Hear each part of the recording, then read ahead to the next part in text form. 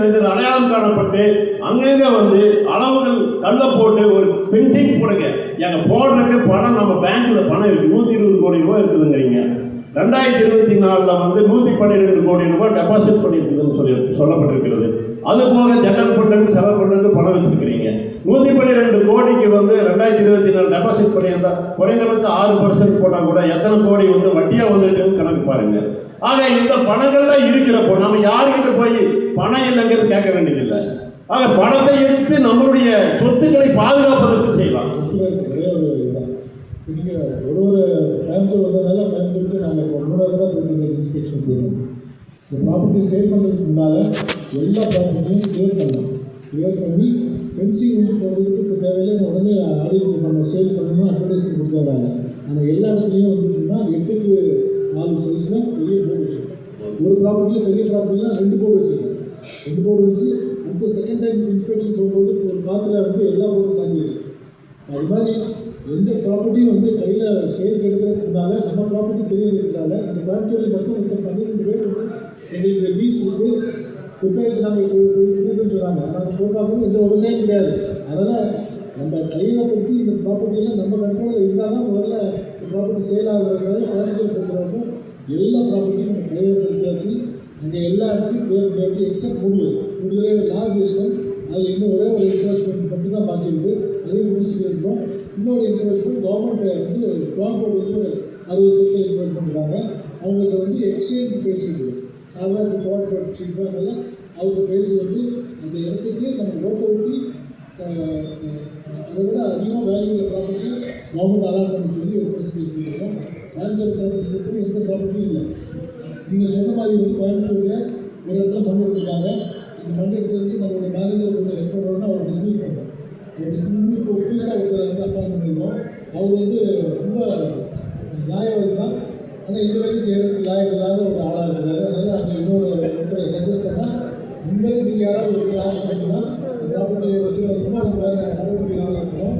கோயம்புத்தூர் பொறுத்தளவுக்கும் அவருடைய எச்சார்ஜ் புதுசாக ஒரு ஆள் நீங்கள் நாமினேட் பண்ணிங்கன்னா நம்மளுக்கு முழு ஒருத்தருக்கும் அவங்க அப்பாயின் பண்ணுறாங்க. கோயம்புத்தூர் பொறுத்தளவுக்கும் எங்களுக்கு எந்த பிரச்சனை இல்லை. ப்ராப்பர்ட்டி எல்லாமே நம்ம கையில் கைவசம் இருக்கும். எல்லாத்தையும் பொசிஷன் வச்சுருக்கோம். கரெக்டாக ட்ரான்ஸ்பர் எல்லாமே பண்ணியாச்சு. நாங்கள் எந்த ஒரு குழப்பமும் இல்லாமல் அந்த ப்ராப்பர்ட்டியை வச்சுருக்கோம்.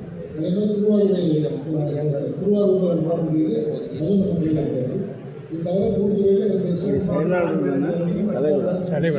அந்த ஃபென்சிங் வந்து எப்படின்னு சொன்னாச்சுன்னா ரொம்ப காஸ்ட் ஆஃப் ஃபென்சிங் வந்து ரொம்ப அதிகமாக உங்களுக்கு 20 ஏக்கர் ப்ராப்பர்ட்டி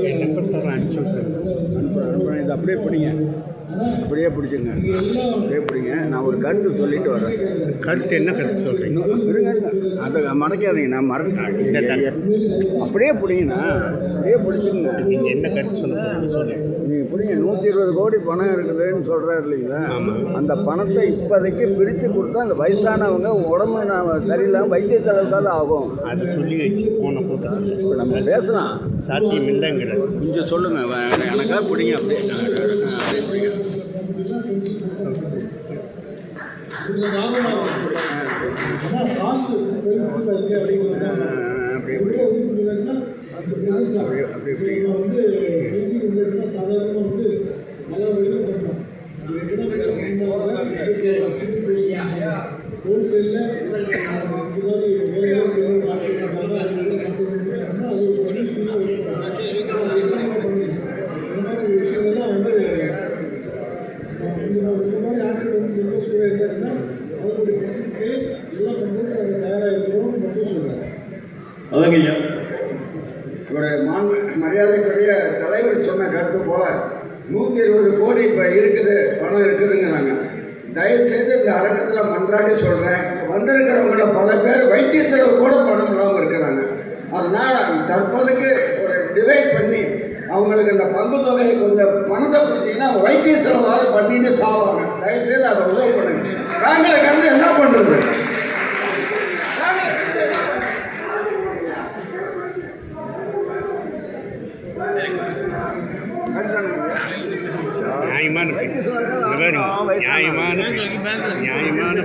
அதுதான் கேட்டேன். நீங்கள் பிடிங்கன்னா நீங்கள் என்ன பண்ணுறீங்க? நீங்கள் பிடிச்சிங்க, எனக்கு அது வராது.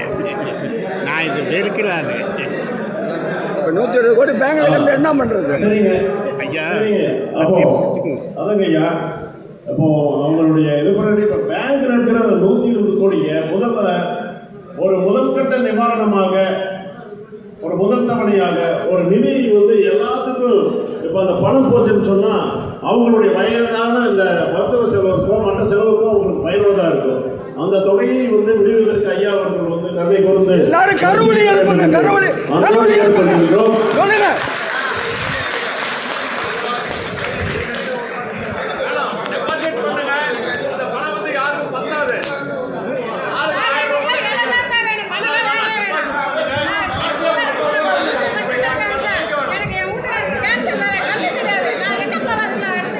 அதுக்குதான் சொல்லியிருக்கேன்.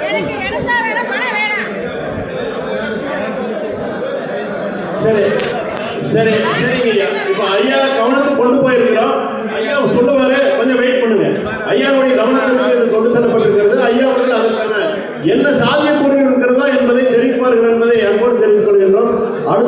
ஒரே ஒரு விஷயம், இந்த கோர்ட்டில் வந்து ஏற்கனவே ஒரு டைரக்ஷன் கொடுத்தாங்க. அது வந்து 40% இருக்கிற அமௌண்ட்டில் வந்து டிபாசிட் பண்ணாங்க.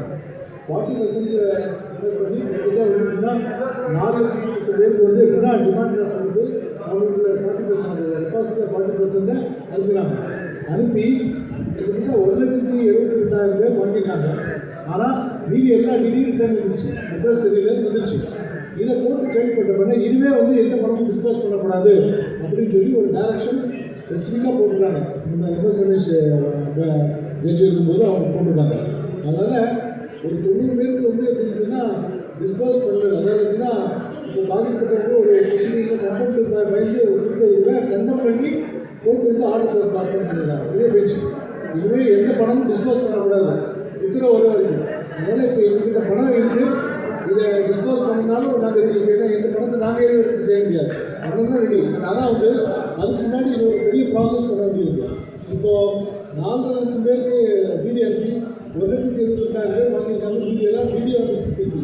அப்போ யாரை ஐடென்டிஃபை பண்ணுறீங்க? எங்களுக்கு தெரியல யாருக்கு அந்த பணத்தை கொண்டு சேர்ந்தது அப்படிங்கிற ஒரு பிரச்சனை இல்லையா? அப்போ வந்து மொத்த பணத்தையும் வந்து இந்த நேரத்தில் இந்த 4 லட்சம் பேருக்கு டிவைட் பண்ணோம்னா இன்றைக்கி ஒருத்தருக்கு எவ்வளோ பணம் கிடைக்கும் இந்த ரூட் ஒதுக்குவாங்க. அதை வச்சு அவங்க என்ன பண்ண முடியும்? இந்த 2 லட்சம் பேருக்கு திரும்பி 40% போயிடும். அது ஒரு 1000 ரூபாய் பேலன்ஸ் ஆகிடும் அப்படின்னு வச்சு அந்த 1000 ரூபா தான் போகும். அந்த 1000 ரூபா வச்சு அது அவங்களுக்கு பிரயோஜனமாக இருக்கும் அப்படின்னா இருக்காது. ஸோ அதனால் வந்து கொஞ்சம் வெயிட் பண்ணுங்க. அல்லது எல்லாரும் ஒரு கன்சென்சஸ், அதாவது எல்லாரும் ஒரு உள்ள பேசி வந்து ஒரு ரெப்ரசன்டேஷன் போட்டு பேசினா அதுக்கு நாமளும் சப்போர்ட் பண்ணுவோம். ரிப்போர்ட் பண்ணி எங்களுக்கு எந்த பெரிய பிரச்சனையும் கிடையாது. அப்படிங்கிற எங்களுக்கு பாதுகாப்பு ரெடி இருக்கும். இன்ஃபேக்ட் வந்து ஒரு 2 வருஷத்துக்கு இன்ட்ரெஸ்ட் நம்ம 20% வந்து டேக்ஸ் கிடைக்கும். அதனால்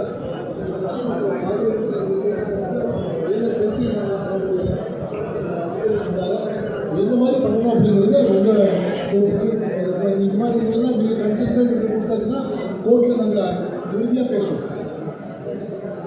ஆகவே ஐயா அவர்கள் அதற்கு தெளிவான ஒரு விளக்கத்தை தந்திருக்கிறார்கள். அதன் அடிப்படையில் இப்போ என்னென்னா, முதல்ல வந்து கலைமகள் சபா ஒட்டுமொத்த 12,452 ஏக்கராவை நீங்கள் மதிப்பீடு செய்ய வேண்டும் என்று அன்போடு கேட்டுக்கொள்கிறோம். முதல்ல வந்து 12,452 ஏக்கராவை மதிப்பீடு செய்யுங்கள். மதிப்பீடு செய்து மொத்த மதிப்பு கலைமகளுடைய சொத்தினுடைய மதிப்பு வந்து 12,452 ஏக்கர் மதிப்பு. அதே மாதிரி வந்து கட்டடங்களாக இருக்கக்கூடியது வந்து கிட்டத்தட்ட 3,75,342 சதுர அடிகள் இருப்பதாக தெரிவிக்கப்பட்டிருக்கிறது.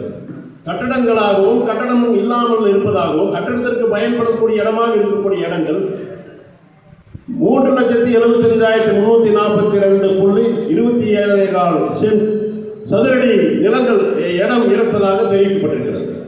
ஆக இந்த நிலத்தையும் இந்த கட்டடமாக இருக்கக்கூடிய கட்டடத்தையும் கட்டடமாக இல்லாமல் காலி இடமாக இருக்கக்கூடிய அந்த இடத்தையும் முதல்ல வந்து மதிப்பீடு செய்ய வேண்டும்.